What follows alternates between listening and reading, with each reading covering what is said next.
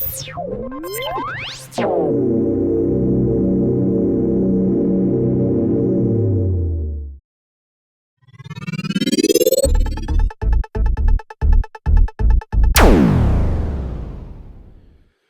day, everyone, and welcome to another spine-tingling episode of Long Tracks and Tall Tales. As usual, I am here with the ubiquitous Mr. Christopher M. Clark. He, the drummer of Myth of Logic, and also many other tasks and duties that he performs for the world. Chris, how are you today? I'm great. How are you, Scott? I'm doing real fine today. As a matter of fact, we're getting ready to talk about different stages. My God.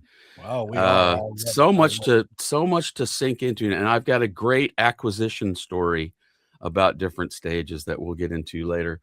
Real quickly, the album Different Stages, released, of course, in the wake of Neil's personal tragedies. It was we were happy to have the new live album, but it was a sad, dark time for Rush fans. It was released November 10th of 1998. It was recorded on tours from 94, 97, and also the third disc in 78. Getty and producer Paul Northfield are the ones who compiled it. They estimate that they sifted through the first pile was over 250 hours worth of audio. They had recorded every show apparently on the tours that were involved. And initially their live sound engineer whittled the pile down, eliminating technical issues, etc. The album is, of course, dedicated to Neil's daughter, Selena, and his wife, Jacqueline, who passed away a mere 10 months after unimaginable tragedy. But it brought us this great record, and in retrospect, there's much happiness around it for us as fans. The Japanese release of Different Stages has an additional track, Force 10. Let's see. The initial first pressings of the album, the Japanese pressing, contained miniature replica tour books from A Farewell to Kings and Test for Echo, as well as all the lyrics from all the songs. The concert on the third disc from 1978 was released in its completed form on the 40th anniversary. The 40th anniversary of Farewell to Kings edition, which I have my replica program from. I see that behind me. Yep.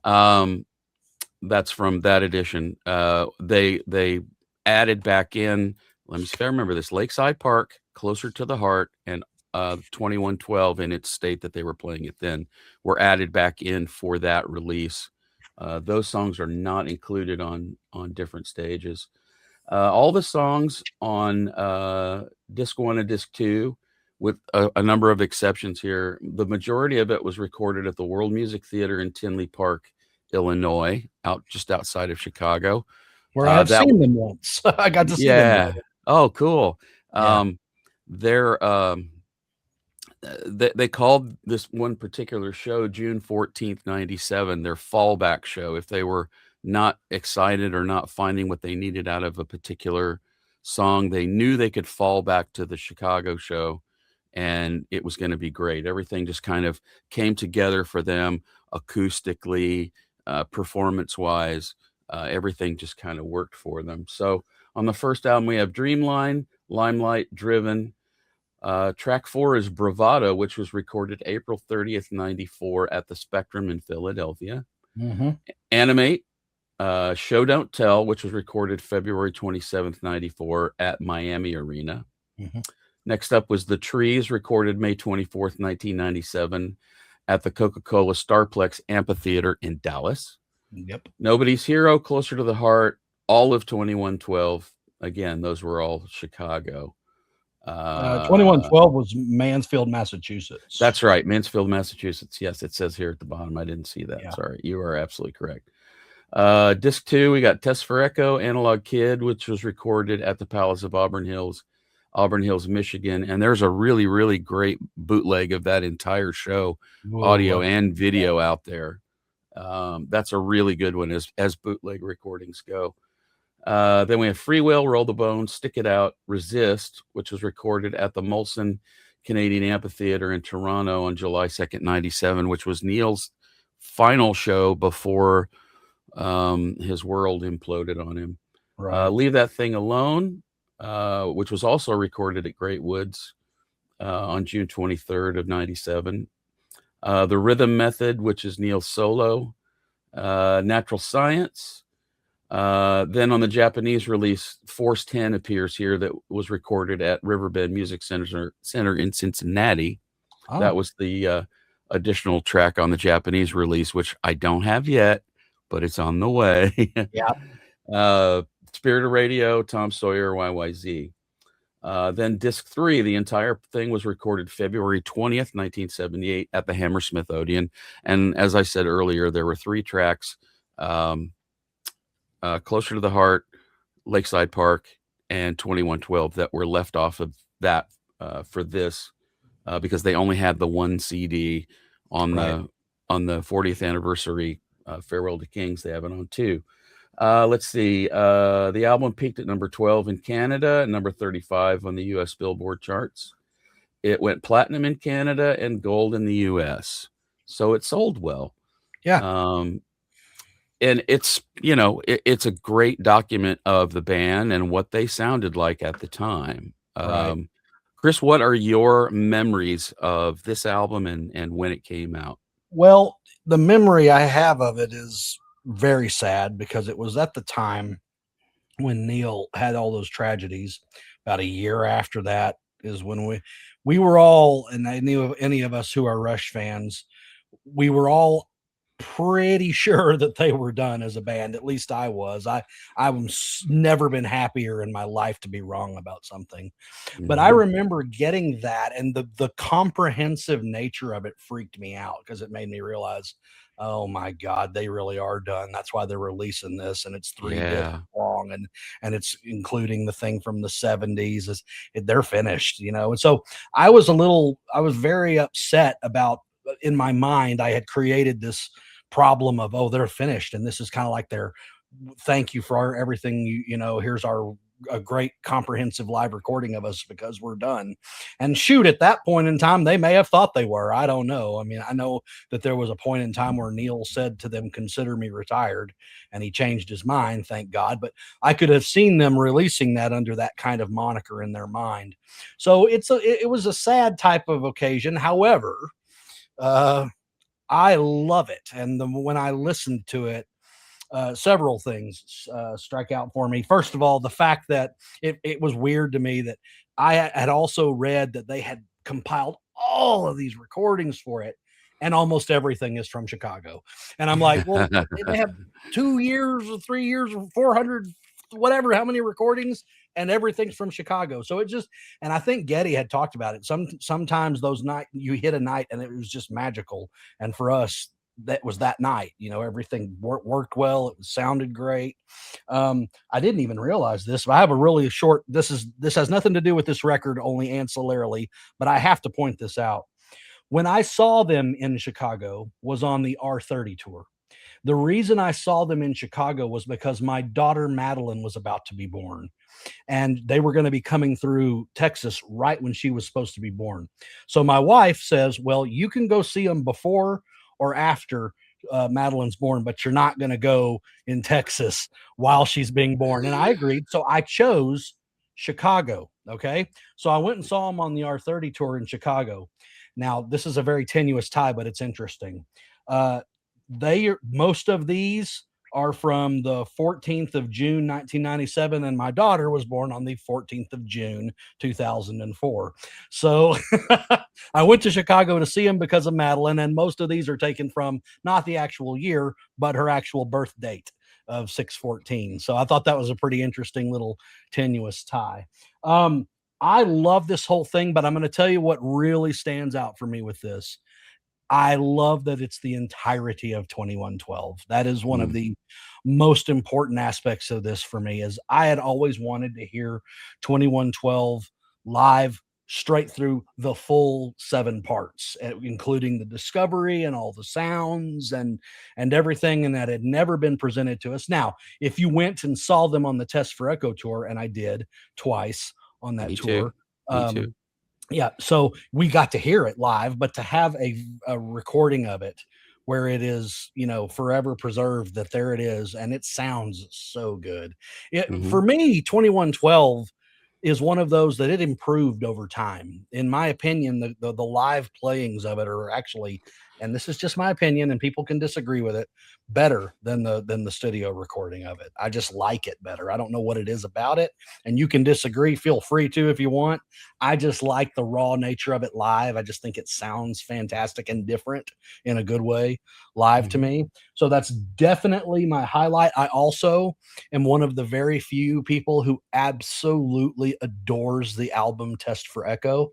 And so I am so glad that the song Test for Echo, the live version, is on here. Very Yeah, I big. wish they had done more of that album because they played more of it live. Right, and then didn't put it on here. Yeah. Yeah. So, but yeah, so those two are humongous standout tracks for me. And because I am who I am, and came into them when I came into them, the very first song of theirs I ever heard was Show Don't Tell. And so the fact that Show Don't Tell is on here live is fantastic for me, because that's one of my favorites, and it's the very first song that ever introduced me to Rush. So yeah, for those sentimental reasons, this has a very special place in my heart. Plus, it just sounds good. It's good. It's not my favorite. We are, well, you and I have already talked. My favorite was A Show of Hands, because that was the first live disc of theirs I ever heard. So it has a really, really strong connection for me. But this, I would put on par with Exit Stage Left, in alternating. You say 1 second, one's third. They pretty much are right next to each other.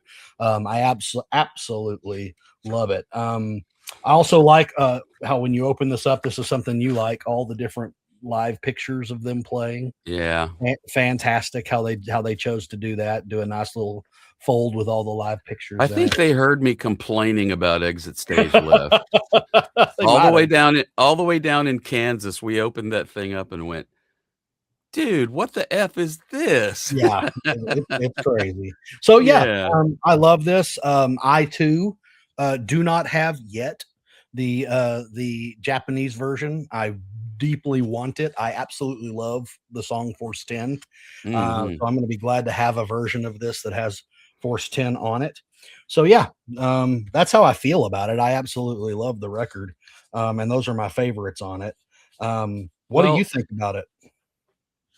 I think I mentioned this in a previous, episode. It might be one we haven't posted yet, but I'm not nuts about the drum sounds on this album. The snare in particular is very brittle, and I mean, I realize it sounds exactly like a snare drum, and certainly this is what they sounded like at the time. It's a very good Sure. representation. We saw the Test for Echo tour in Kansas City, Bonner Springs, actually, at Sandstone Amphitheater outside of Kansas City. My wife and I saw the show there.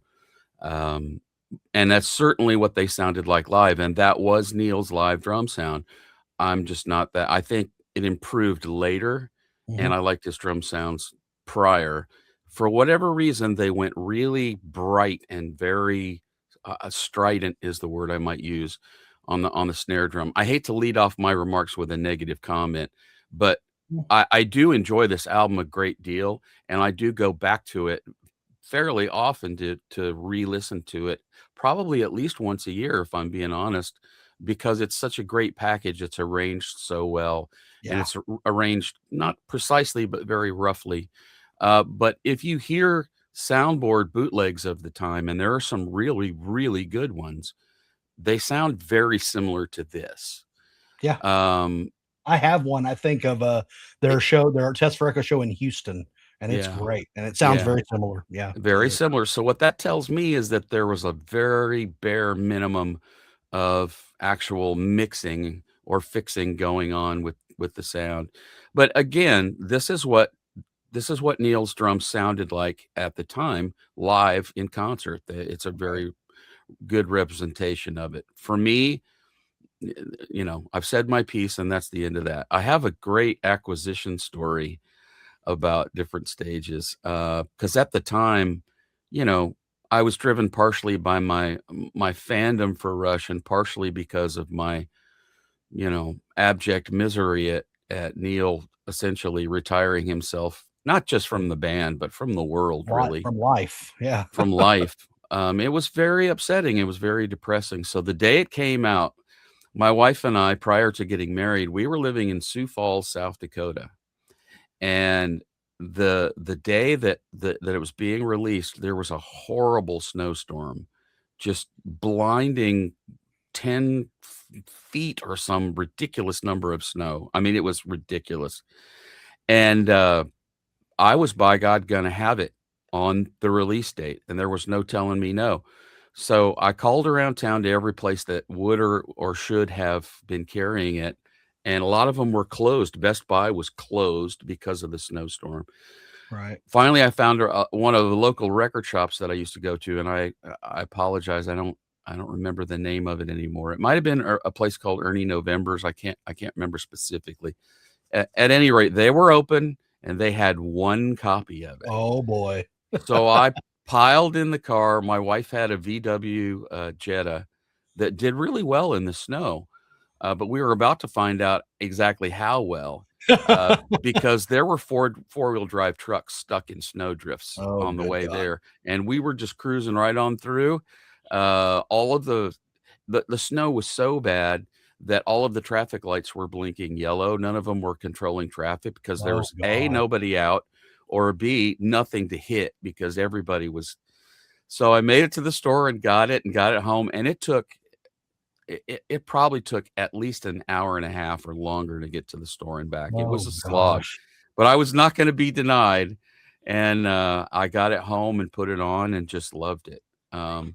As I said, there are things about it that have not aged as well for Right. me, uh, but, the 3rd disc is an astonishing document of, Oh, it's uh, you know fantastic.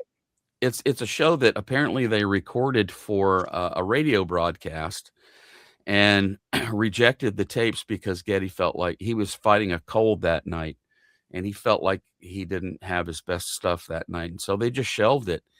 And then years later, when they were sifting through their archives, around the time of, everything coming to a standstill, Mhm.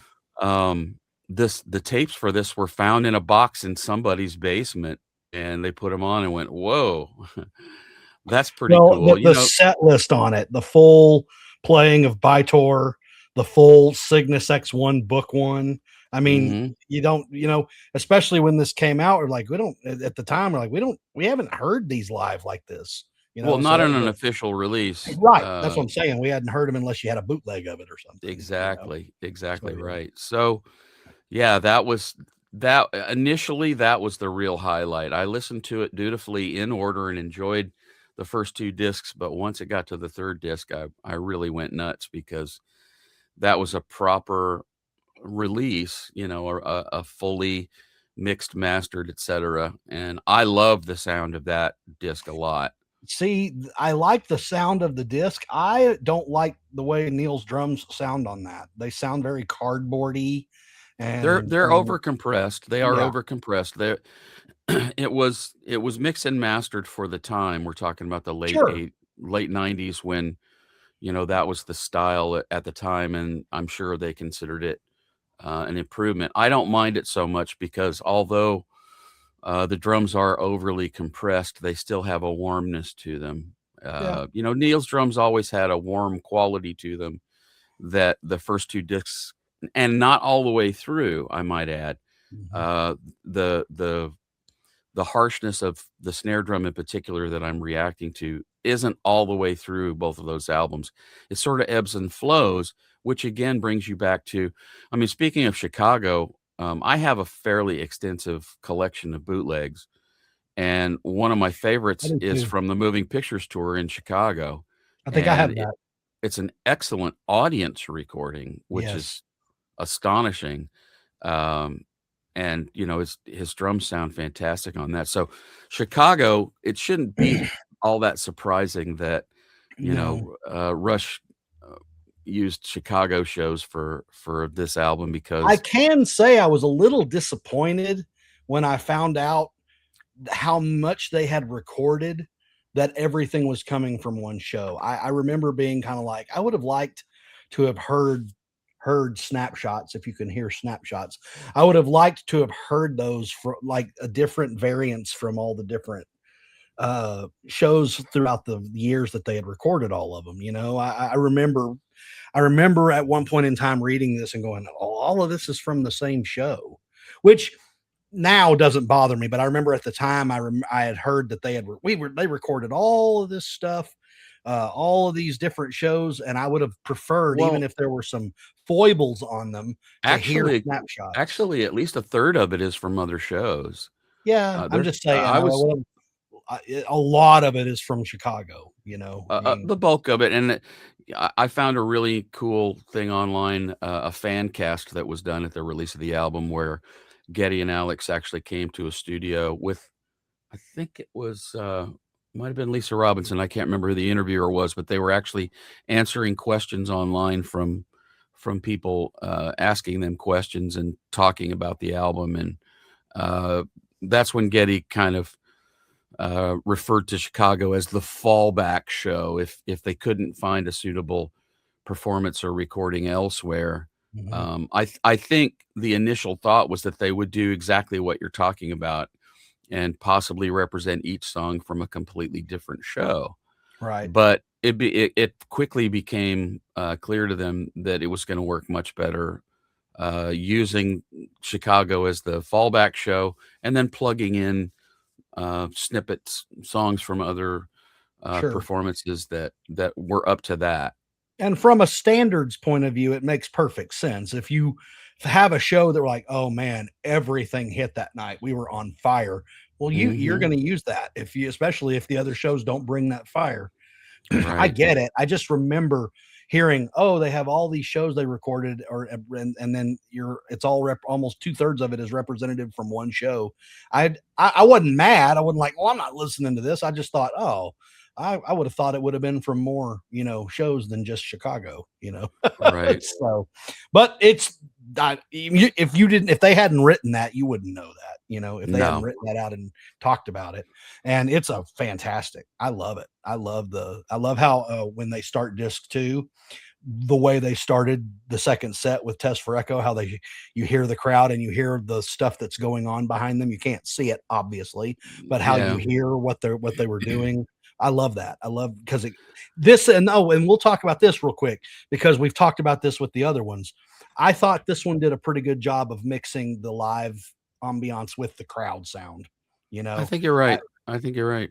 yeah, Um, I felt like it's a good job of making you feel like you're kind of in the crowd listening to it. One thing So that Getty mentioned during that fan cast that was a little disappointing. He mentioned that um, there was actually some serious talk of a different stages video presentation, which would have involved different shows that are on the CDs and different video footage from different eras, and we never saw it.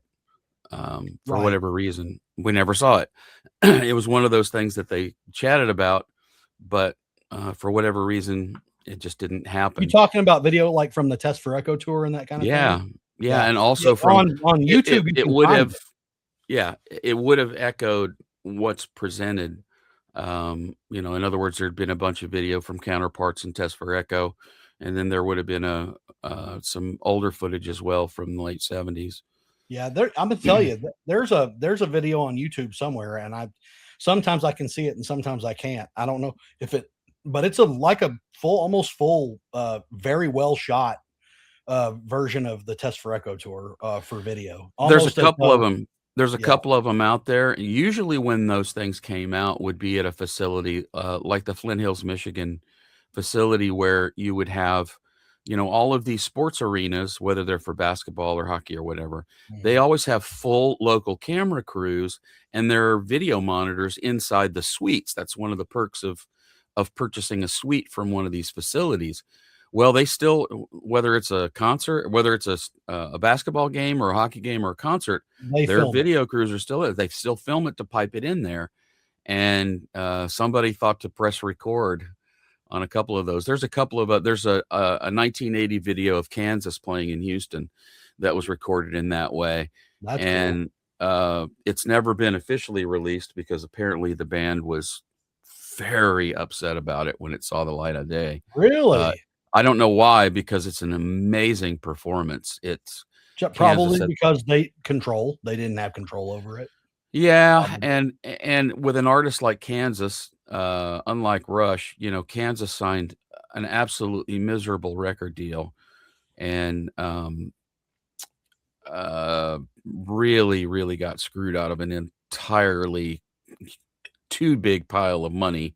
So I'm sure that they're probably a bit more sensitive about it than other artists might Yeah, I be. did not and we're not talking about Kansas today, but I did not realize, and maybe we will talk about that at some point in time, what I did not realize they had a terrible record deal. I don't know Oh, what. awful. They Really? they actually signed with uh not every artist gets a good deal, and Kansas signed with a publishing company. Well, Oh, they thought publishing was sheet music. That's what a lot of neophyte musicians think. right. And publishing is everything. It's absolutely all the money that you deserve for creating a piece of music. Oh boy. And their deal went 6 albums, so through all of their if I'm remembering this correct, someone correct me if I'm wrong, but I believe it encompassed the first 6 albums, and their management after Point of No Return was so huge, managed to renegotiate the deal. But their most successful albums, I don't think to this day they still get a bunch of money from. Wow. Because of Yeah. their deal with They them. just wanted to I mean, they were working so hard and they just wanted a deal. They just wanted to get out of Kansas. Sure. They wanted to get out there and say what they wanted to say and, do it. Sometimes you would I bet if you're a musician who wants to be well known, you're willing to take less money if your deal gets you noticed. You're going to give us mass production, you're going to give us where we can distribute our CDs to the world. Where do I sign? Well, in the case of Rush, Ray Daniels shopped that record to every record company at least Yeah, twice, and he came to a certain point before they formed Moon Records to release it. He said, "Look, you can have the album. All you gotta do is manufacture and promote. You can have it." right, They were giving it away, and right. no one would bite. No one would take it on. It's Um, crazy. It's y absolutely y crazy the given what they Beatles know couldn't there is. get a deal either. I mean, sometimes these record companies are just pig ignorant jackasses, Oh boy, and and they clearly don't have their finger on the pulse of music. I mean, there are obviously big exceptions to that. People like Ahmet Ertegun, who was a music fan and had an enormous record collection. So, of course, he's got a record company sure. and he brought us a lot of the great acts. Yes, Led Zeppelin, a number of Genesis that he brought a lot of those acts to the forefront But then because you'll he have was a lover people of like music. that. Yeah, but then you'll have people like that Steven Wilson talks about in The Sound of Muzak. You know, you think you're buying music that makes you want to rage, but it's engineered by millionaires who are nearly twice your age who don't know anything about music. They're Yeah, just corporate suits that sit up above yeah, everybody and they don't know what they haven't listened to anything. Yeah, they probably don't know who their artist's roster is, much less I've ever heard of them. yeah. It's awful. It's awful. So that's interesting. I did not realize that about Kansas. We'll have to discuss Yeah, that. Kansas is my second favorite band of all time, Yeah. after Emerson, Lake and Palmer, and I'm sure at some point in the near future we will devote ourselves to some discussion of Kansas I would and imagine. I would yeah. imagine we would. Well, we are both prog-minded folks, not exclusively, but primarily, and Primarily. you can't talk about Prague without rubbing up against Kansas at some point Well, because you yeah. certainly cannot, you know, and this has nothing to do with Rush, but I'm going to go off on this tangent. You and I live in the United States, and we all I hear is how we are uh, a Prague wasteland in the United States. And yes, we don't have as many Prague acts as Europe. We don't. Prague is massively larger over there than over here, but we do have good Prague.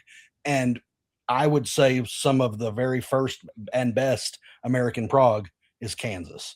Yeah. So yeah, they're phenomenal and must be in any serious discussion about progressive rock, and not just them. And we could actually do another episode sometime on American prog, because there are quite a few really good American prog bands. Myth of Logic being one of them, that don't get a whole lot of notice because everything's, well, it's Europe. Europe is where prog was born. Europe was where prog is. Yes, that's the heart of it, but that's not the only place, where it is. In fact, Morocco and Africa has excellent. The Philippines have excellent prog. Australia has excellent prog. There's a Brazil there's a has excellent. very, if you've not heard of them, there's a very good band from Israel called Distorted Harmony I've heard of that them. yeah, I got turned on to that album through Prague Archives years ago, Mhm. and I still There's listen to that. there's a solo artist named Gadi Kaplan who lives in Israel. He's amazing. Mhm, Another band that I play with sometimes, Achilles, is from mhm, Morocco. They're mhm. amazing. I mean, it just I can list 4 or 5 excellent Australian prog bands. Cyberband from the Philippines was one of my favorite modern prog rock bands. Is Cyberband, and they're from the heart of the Philippines. It happens. I mean, it's more than just Europe, So, Well, but I I mean, mean, Europe is the heart of it. It is where a lot of it is concentrated, and that's where it really began. But it's just not the be all end all. And we have excellent prog in the United States. Spock's beard, Neil Morris. I mean, if you Exactly. Neil Morris Dream is Theater, if you one like of prog metal. I mean, all of Dream that. Theater. Exactly. There's a laundry list of great American prog. And look, we know where it came from. We know what the Big Six is. We understand all of that. Um, uh, you do not have to tear down American prog in order to champion your prog wherever it is that you live, because you and I both love all that stuff I love it too. all from It, everywhere. I, I it's, do. there's Uh, no boundaries to it, and so One of my favorites that's is a band called Churcan. They're from Chile. And I mean, I just love it from anywhere. If it's good, I don't care where it's from, oh sure, and it I shouldn't have a matter, and it doesn't no, matter. no, I have a huge Um, Italian prog collection. I love Italian progressive rock.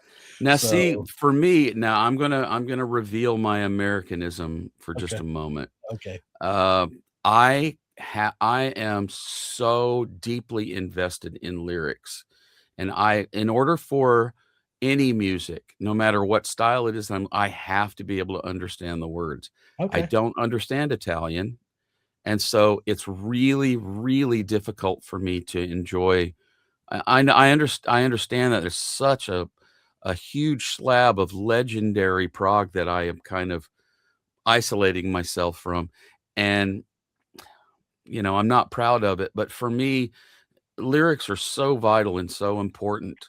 Um, that's one of the reasons I love Kansas and ELP so much, is that both of those bands always had great lyrics. The lyrical content to Kansas, I would put up against, literary giants in the fields of novels and poetry. And sure. sit down and read the lyric to the wall sometime, or sit down and read any of Carey's great lyrics. They're Well, all I wonder if you stunning. had English translations to the Italian.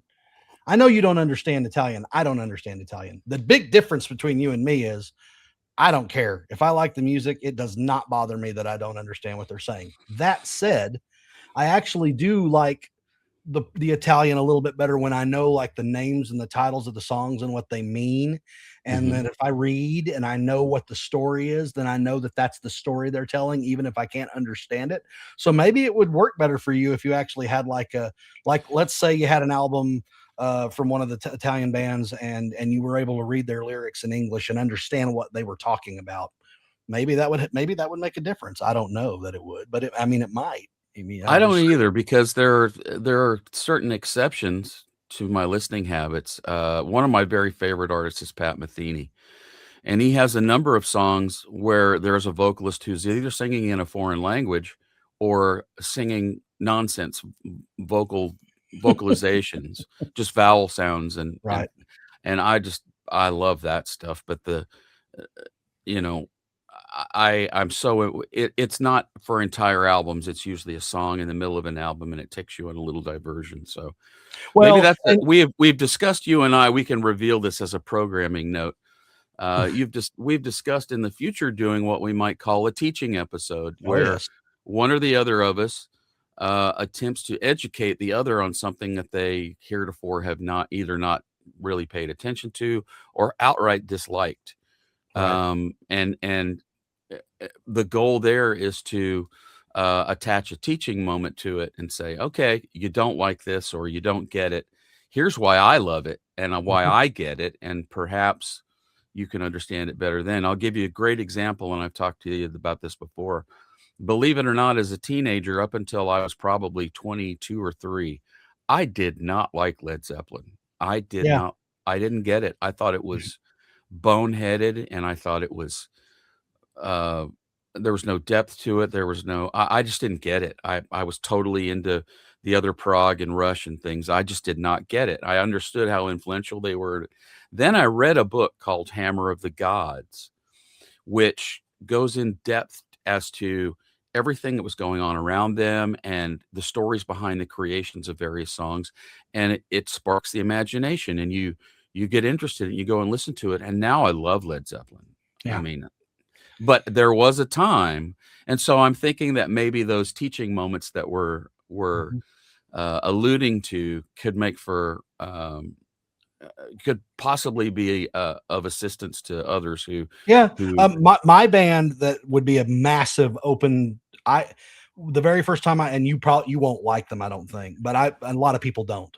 But I love Henry Cow, and they are the one of the pinnacles of avant-garde experimental prog. Well, I did not like it at first. I was like, oh my god, it's noise, and it's not designed to do anything. And I was told by a very good friend of mine, you're listening to it for the wrong thing. Listen to it for this. And he taught me this is what they're after. And when I realized what they're after and what avant-garde in general is after, I now absolutely love avant-garde prog.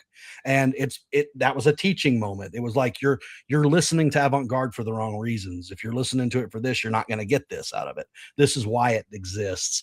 And so, yeah, that's exactly the point, is maybe open your eyes to a different perspective of it, make you see it a little differently, well, and by And being desirous of educating yourself, there's another parallel here. For those of you who do not, I have a guitar repair job. uh-oh, you're getting kind of In the you're course cutting of, out. uh, You cut out for a minute there, just for about 10 seconds. am I back? Yeah, you're back now. Okay, back. Yeah, it shut off completely there for a second. Oh Yeah, well, I did. Just for about 10 seconds. programming glitch. Yep. Anyway, have Oh, here it goes again. Here it goes again. It's cutting out again. Now you're completely gone. Oh boy. yeah. Yeah. Okay, we're back. Sorry, little glitch there. Um, Oh, technology. my primary day job is I have a guitar repair business, and in the course of that, around here in the Tampa Bay area where I'm based, I've worked for a lot of extreme metal musicians, Cannibal Mhm. Corpse, Morbid Angel, Did you ever work for Death? everybody who came. I'm sorry? Did you ever work for Death? Chuck Schuldiner and No, no, Death? no, they were gone long before. Oh god, Yeah, one of my yeah, favorite bands ever was Death, believe it yeah. or not. Not Anyway, a fan, when huh? I first started working for these guys, they're all such wonderful people, with one notable exception who I'm not gonna mention, one individual that really scared me. But, they're all the nicest people you could possibly wanna meet, who Mhm. just happen to sing about really, really gory subjects, and Yeah. to them, it's a horror movie. Let's use Cannibal Corpse as the example. When I first started working for the Cannibal Corpse guys, I did not get it. And my friend Eric Rutan, who now plays in Cannibal Corpse, his band that he had at the time was called Hate Eternal. I just didn't get it. It sounded like a broken air conditioner to me. It just didn't sound musical. But I was driven by the fact that I'm friends with these guys and I understand them as people. And I couldn't reconcile myself with not appreciating their art that they pour so much of themselves into. Right. So I had to learn how to listen to it, and there is a trick to it. There is. If you wanna listen to Cannibal Corpse, and you're, like me, a lover of traditional pop music forms, and rock music forms where the melody is in the vocal. If you like melody, it's there, but it's not in the vocals, it's in the guitars. Correct. Guitars carry the melodic presence, and that's where you'll find it. The vocal is there to deliver texture more than anything else, Mhm. much the way guitars usually do in a band like AC/DC. That crunchy texture, Right. that's gonna be found in the vocals. The lyrics are of secondary importance, usually. Now, on the records that Eric Rutan, my friend Eric Rutan, has produced, he manages to get a level of clarity out of vocals that you can actually understand the words. Wow. But a lot of those bands do not want you to understand the words. They want you to have to read a lyric sheet. Anyway, Right. so your melody is there.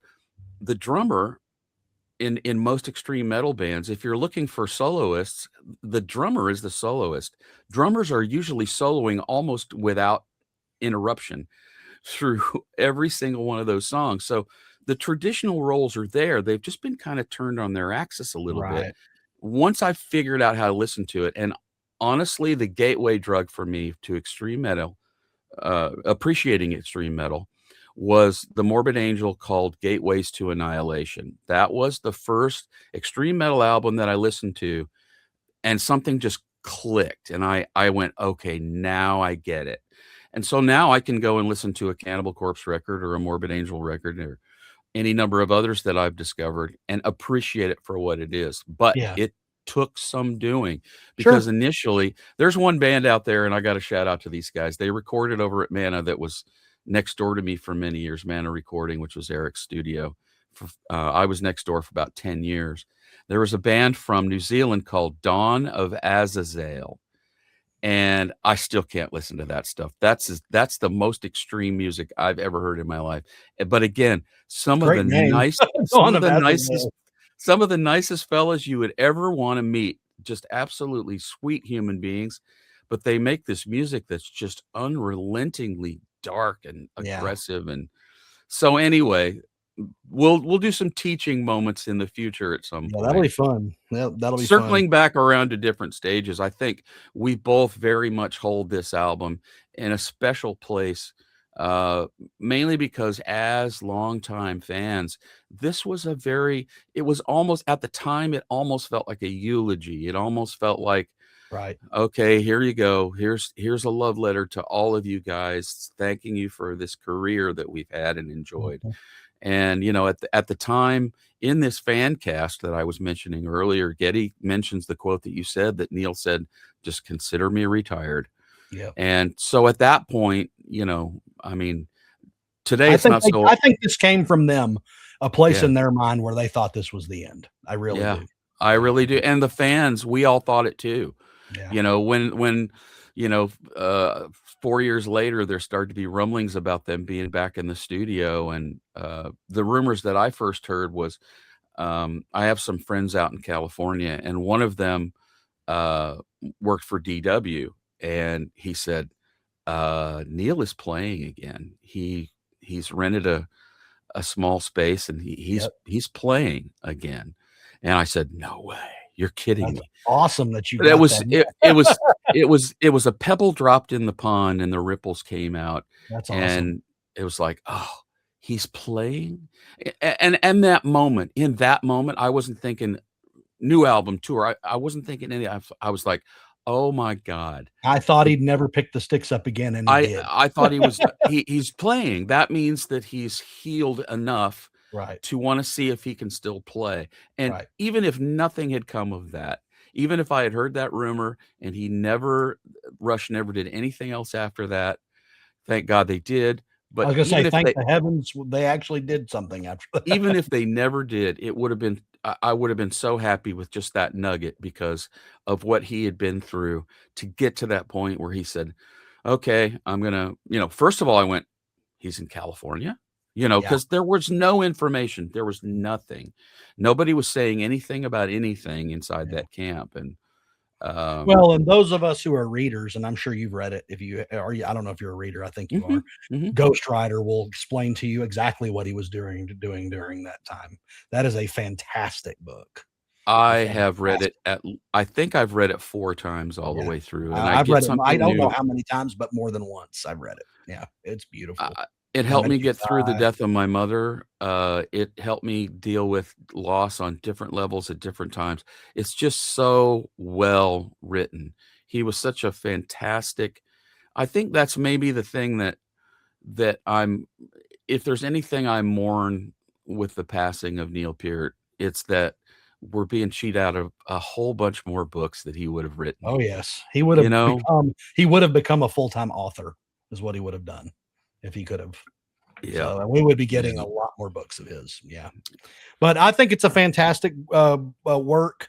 I love it. I return to it frequently. All 3 discs. I love all 3 of them. Yep, I do It too. is it's on par with me with Exit Stage Left in terms of 2 and 3. They're right there. They might as well be 2, 3, 3, 2. Do they flip back and forth?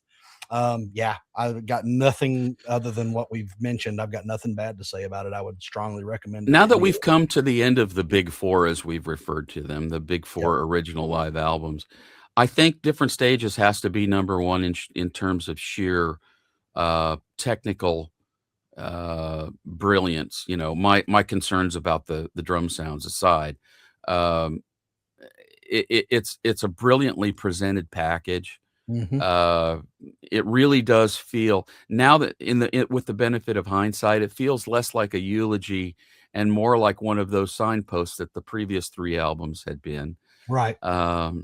So I think out of those 4, and in preparation to do all this again, I extensively listened to all of these live albums. Um, I was surprised at how much I really love A Show of Hands in terms of just the sheer listening experience. Mhm. I would actually place, um, I would probably, if I'm thinking about a ranking of the 4, it's really difficult because I was in such different places and I had all of these albums when they were brand new as they came out. Yeah. Well, not All World's a Stage, but the preceding ones. I Right. think the one that and the answer for me is probably different on different days, but today, I think Exit Stage Left is probably my favorite of the 4, Wow. and, Okay. on another day, I might say All the World's a Stage, depending on which one I've listened to most recently, but Sure. Exit Stage Left is it has its limitations, uh, that are completely addressed on the following 2 albums. You Sure. definitely have more of an audience presence and more of a live album feeling, but it has so many of my favorite moments on it. Um, yeah, and, uh, bottom line, it's Rush. It's Yeah. impossible for me to Well, really give solid, concrete, you know, stand the test of time rankings on yeah, those. This will putting hold All the forever. World to stage 4 for number 4 for me doesn't mean anything with regard to whether I love it or not. I love it. And Mhm. just it's the 4th favorite. I love all 4 of them. I love it as much as I love Different Stages, as much as I love A Show of Hands. I can just rank it because of where it was and where I was in my life when I listened to it. But there is no bad Rush album, no bad Rush song, and that applies to their live albums. There's not a bad one. There just I isn't. I So I'm gonna agree with you. Different stages for me, as we've mentioned in previous episodes. If a person has never heard Rush, you could do a lot worse than Different Stages to dive in because it's such absolutely. a it's a wealth of material from 3 different From the very eras. different eras. Yeah, you got Closer to the Heart and 2112 and The Trees, and then you got Dreamline, and then you got Roll the Bones and Test for Echo, and then you drop to the Analog Kid. It's all over the place. It's a great pastiche of all their different genres and eras, so In yeah. in their upcoming tour, if they just used this album as their set list, they could probably do a lot worse Oh, yeah. I as cannot being wait to representative. see Yeah. I cannot wait to see this tour. I really And we're can't. gonna talk about that next time. We are. Or maybe the Actually, time before, maybe I don't know. before? I don't know. I Yeah, don't know. We'll we've see. already talked about that, haven't we? Yeah, Yeah, sure I we think have. we have. That's Anyway, all kids, that's all we've got for this episode of Long Tracks and Tall Tales. I have been and continue to be Scott G. Davis, and you're not. I'm not. And my compadre, Mr. Christopher M. Clark, also of Myth of Logic. You can find us on the internet just spraying our feces everywhere. It's all Oh, over Lord. Facebook and Instagram and Yeah, it's Spraying terrible. our feces. It's terrible. It's I have terrible. to say that's a pretty apt moniker, even though it's rather disgusting. I've received messages from some people. The I'm sure. latest Myth of Logic thing I posted somewhere, and I was told in no uncertain terms by another user to take it down because it was not appropriate for me to flog my wares on their discussion group. And so Wow. I apologized profusely and backed out of that one. So now I Wow. know not to do that anymore. Okay. Sometimes it's accidental, but anyway. Eh. Thanks for tuning in. We really appreciate it. If you liked the show, go ahead and subscribe if you want to. Absolutely. We've got more stuff coming up and more interesting things coming up, a few more timely things. And also we've got a 5-year plan, folks. So 5-year plan. yeah, like it or not, we ain't We're going away. gonna be anytime around soon. whether you want us here or not. So might as well join us. So until we are together again, be good to one another.